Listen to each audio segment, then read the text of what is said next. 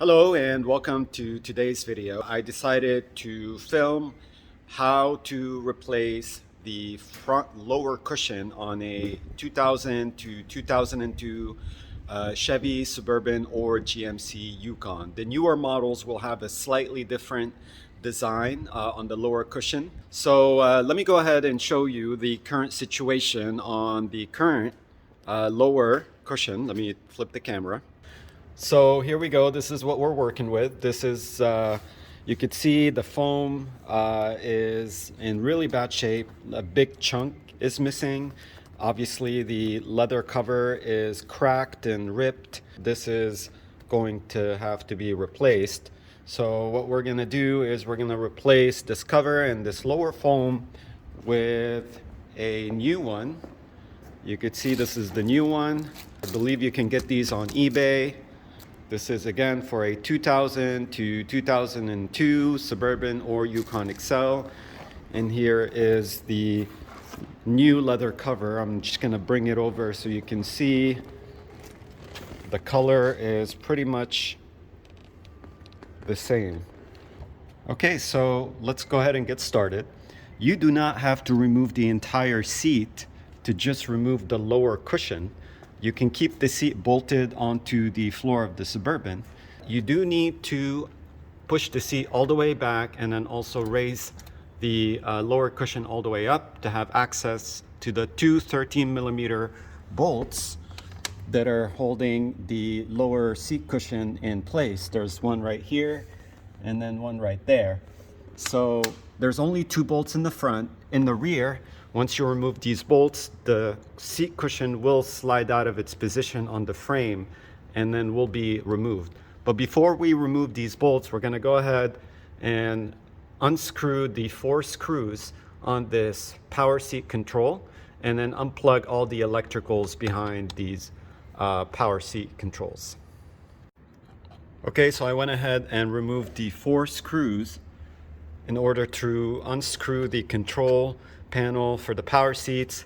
And here you could see there are 2 plugs that you need to unplug.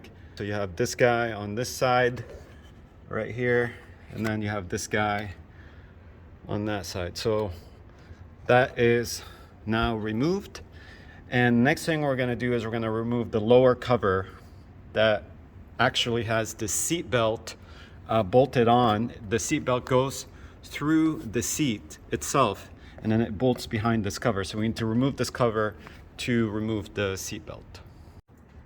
Okay, so I went ahead and unscrewed the 4 screws that are holding this lower cover in place. You got 1, 2, this one is kind of tucked in behind the seat cushion. You got 3, and then the last one is actually located right back here, 4. So once you remove those, the lower cover should come off, and then I'm just going to go ahead and slide it back so it's right behind the seat. So this is the 18mm bolt that I just removed in order to slide the seat belt from the position right down here, take it through the seat, and now it's disconnected.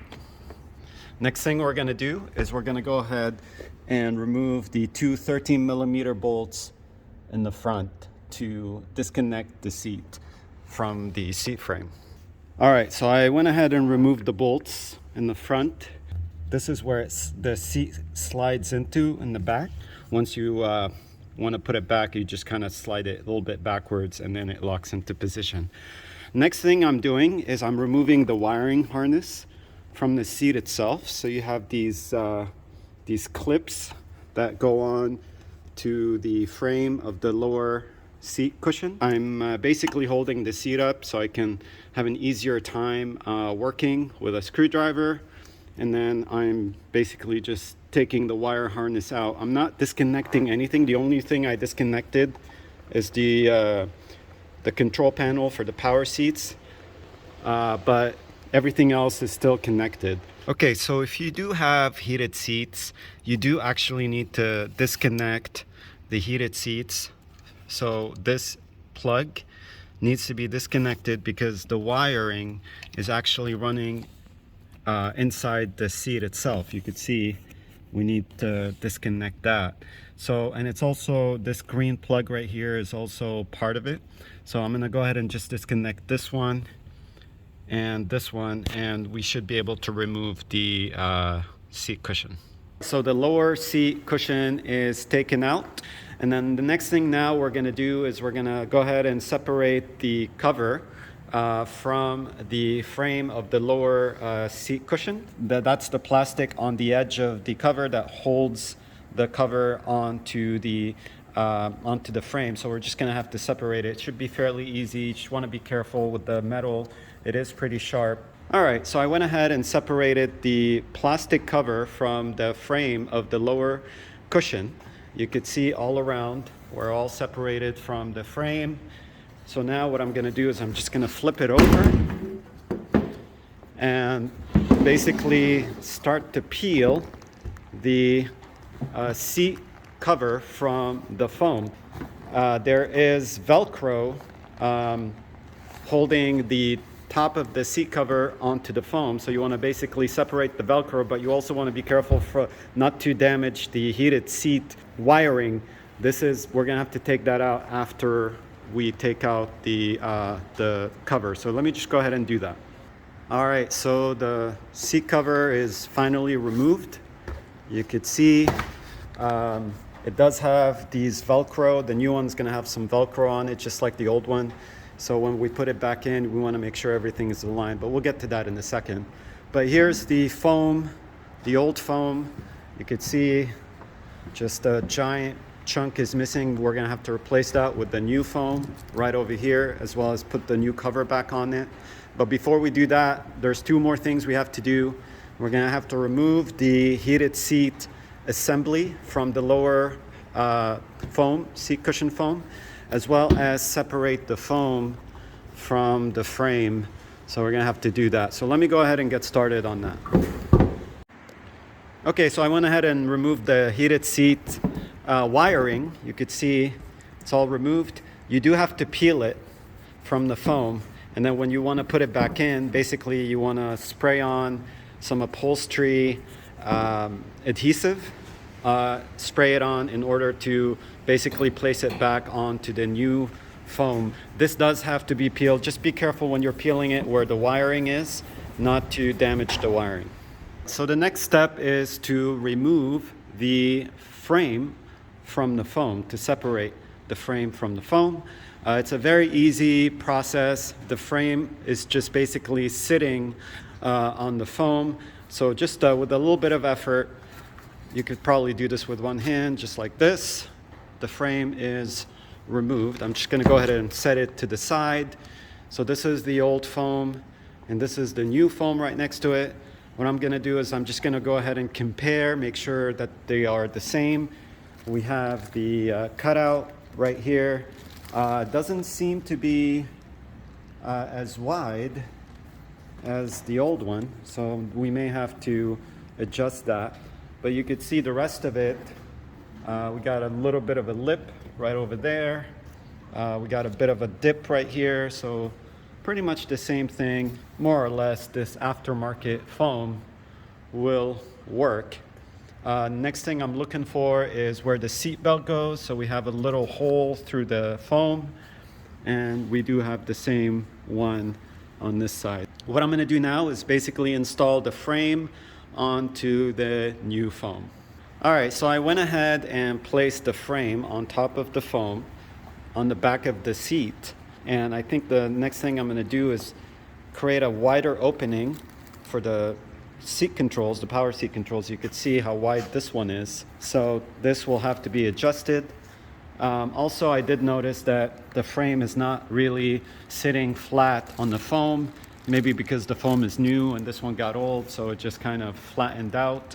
But I do think that once I put the cover on, everything should be held in place. So let me go ahead and make those adjustments. Let me make the cutout, and then let me go ahead and start putting the seat cover, the new seat cover, on the new foam. Okay, so I went ahead and adjusted the cutout for the power seat controls on the side. And now what I'm going to do is I'm going to reapply the heated seat assembly onto the top part of the foam. So what I'm gonna do is I'm gonna go ahead and spray some adhesive, foam adhesive, and then basically glue this back onto the new foam. Okay, so I found this high temp heavy duty headliner adhesive. It's a Keystone product, and I had it laying around in the shop. This is applied on foam and it bonds to metal or plastic. So in this case, it should hold this heated seat assembly in place. Basically, we want to apply the adhesive where it was applied before. Okay, so I went ahead and applied the adhesive on the heated seat element in order for it to basically be glued back on this new foam. So while I wait for that to clear, I'm comparing now the new seat cover to the old one, and I did notice that the old one obviously has a cutout for the seat controls, the power seat controls on the driver's side, obviously, and the new one just has a small hole. I don't know if all the aftermarket seat covers, come like this and you just do the adjustments yourself. So this is what I'm gonna have to end up doing. I'm gonna have to adjust the cutout just like I did on the foam to be able to insert the seat control panel on the side. All right, so I went ahead and installed the new leather cover on the new foam. It's a bit of a wrinkly fit, but hopefully in time it will smooth out. It's not gonna be 100% OEM, but this is as close as you're gonna get for an aftermarket seat cushion and a cover. And I think when you sit on it a bunch of times, everything will unwrinkle. So let me just flip this over so you could see it. This was a little bit difficult to do because it's kind of a tedious process to get these plastic hooks to hook on to this metal frame, but it was done. But you just gotta be patient with it, just be careful. And then you could see here also the connector for the heated seat control. The heated seat assembly is back on the top of the foam. So yeah, it's all good now. Now the next thing I'm gonna do is I'm gonna go ahead and adjust the cutout for the control, for the power seat control. Okay, here you could see that the cutout has been adjusted. It was a very tiny little opening, and now it's pretty much the exact size of the power seat controls. So you want to make sure when you do this that you don't cut too much. If you cut too much, you'll expose the inside and it won't actually look really good. So you want to make sure that you get the cutout just right. If your seat cover comes with a tiny little cutout like mine did, and not the right cutout for the power seat control. So now the next step is basically to put the seat cushion back in the on the seat frame exactly the way we took it off. We're gonna put the wiring harness back on the frame, connect the seat controls, connect the heated seat controls, and then basically bolt the seat back onto the frame. A good best practice is before you put the cushion back onto the frame is to maybe vacuum this area, because it's hard to get to it when the seat is fully installed. You could take this opportunity to clean the carpet here. Usually there'll be some spillage from drinks and stuff. There'll be some coins or some dirt or whatever. So I went ahead and vacuumed and cleaned as much as I could before putting the seat back on. So now the next thing you want to do is you want to position these guys onto these slots right here. You don't slide them back just yet. Just position them right on top of these in order to connect the wiring harness. You need to connect the screen plug. You need to connect the heated seats, and then basically attach the wiring back onto the lower seat frame. All right, folks, so you could see the wiring harness is back onto the lower seat frame. And now I'm gonna go ahead and lower the seat. I have it held up by, a pair of pliers and whatever you gotta use to hold it up while you work under there. And then I'm gonna remove the pliers, position the seat to be bolted back on. Forgot to mention, before you lower the seat and bolt it back in, you want to make sure the seat belt is going through the cushion, and then you want to position it to be bolted back just like this on the frame. And then also you want to make sure these connectors are ready. They're accessible for the control panel for the power seats to go back in. All right, folks, you could see the seat is installed back in the vehicle. The control panel is also put back on the side. You could see everything's plugged back in, everything is working. You could see the seat belt as well is going through the seat just like it was before. And we've put the lower bezel back under the seat cushion. So hopefully you found this DIY video helpful. So that concludes today's video on how to repair the lower foam, replace the lower foam and the seat cover on a 2000 to 2002 Suburban or Yukon XL. I want to thank you so much for watching this video. I really appreciate it. Until next time, take care and have a wonderful day. Bye-bye.